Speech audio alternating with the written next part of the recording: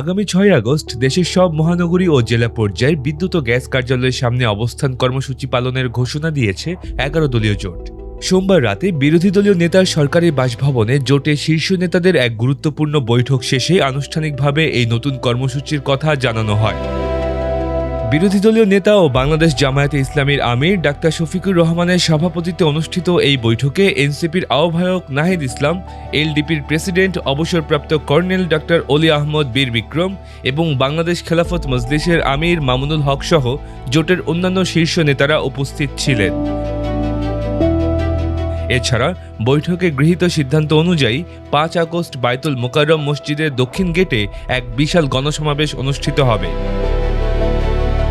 অন্যদিকে ৬ আগস্ট সকালে রাজধানীর মুক্তাঙ্গনে অবস্থিত কর্মসূচি পালন শেষে সচিবালয়ে গিয়ে স্মারকলিপি প্রদান করবেন ১১ দলের নেতারা।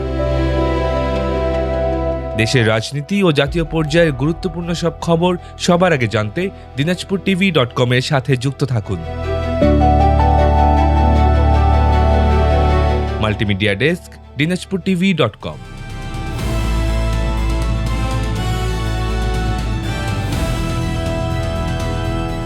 দিনাজপুর টিভি, মানুষের জীবনের কথা বলে।